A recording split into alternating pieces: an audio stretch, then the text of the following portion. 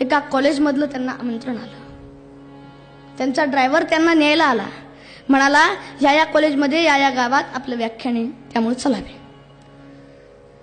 Einstein म्हणाला, माझा डोकं आणि घसा इतका दुखतोय, मला तरी वाटत नाही की मी आज व्याख्यान देऊ शकेल, त्याच्यामुळे आजचं रद्द करून टाका. ड्रायव्हर म्हणाला, त्यात काय एवढं, तुमची व्याख्यान ऐकू ऐकू मला पाठ झाली, मी करू का? आईन्स्टाईन म्हणाला, हो, पण आधी मला 15-20 मिनिटं करून दाखवायचे. ड्रायव्हरनी 15-20 मिनिटं कुठेही न अडखळता करून दाखवलं. आईन्स्टाईनला आश्चर्य वाटलं. तो म्हणाला, बरं ठीक आहे, आपण ज्या गावात जाणार आहोत त्या गावातल्या लोकांना माहित नाही की आईन्स्टाईन कोण आहे आणि त्याचा ड्रायव्हर कोण आहे, म्हणून तू आईन्स्टाईन हो आणि मी ड्रायव्हर होतो. दोघे आपापलं पात्र रंगवत त्या गावी गेले. आता हे ड्रायव्हर महाशय आईन्स्टाईन झाले होते. चांगला सत्कार वगैरे सगळं झालं. व्यासपीठावर व्याख्यान द्यायला उभा टाकले. 1.5-2 तास न अडखळता, कुठेही न चुकता ह्यांनी व्याख्यान दिलं. जिथं टाळ्या पडाव्या तिथं टाळ्याही पडल्या. ह्यांनी व्याख्यान दिलं. विद्यार्थी वर्ग निघून गेला आणि आता टीचर रूम मध्ये हे चहा पाण्यासाठी थांबले. चहा पिता पिता अचानक एका प्राध्यापकाचा प्रश्न आला. हे ड्रायव्हर जे आईन्स्टाईन बनले होते ते महाशय गडबडले, पण बिरबलासारखे चतुर होते बरं का. त्यांनी चहा संपवला, हळूहळू संपवला.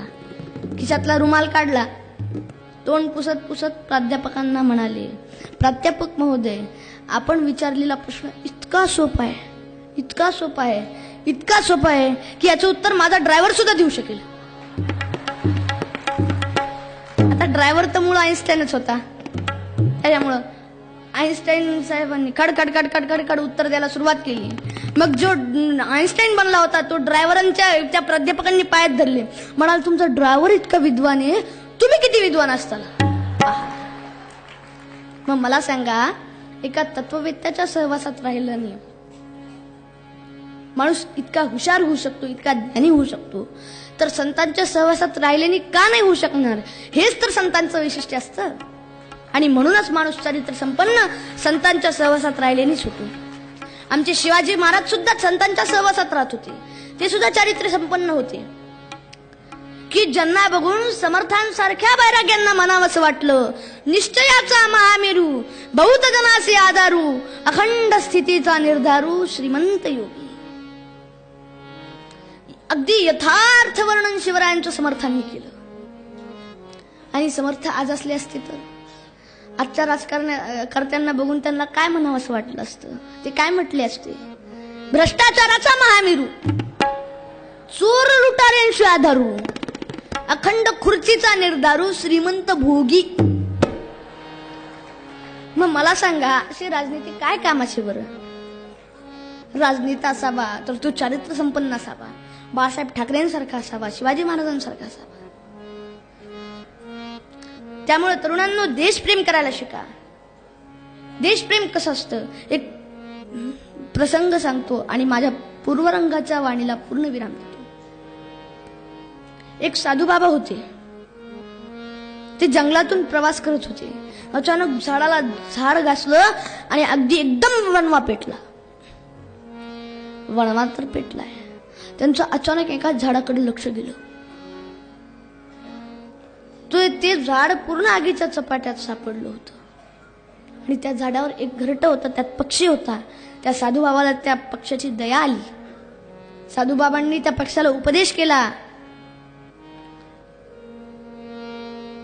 त्या पक्षाला त्यांनी उपदेश केला,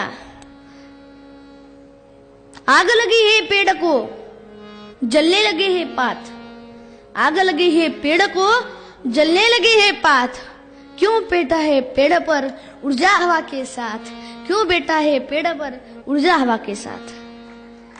हे शब्द ऐकले आणि तो पक्षी साधूबाबांना म्हणाला, बा माणसा, मी तुझ्या सारखा स्वार्थी नाहीये. त्यांनी मोठं गोड उत्तर त्या पक्षाने साधूबाबाला दिलं.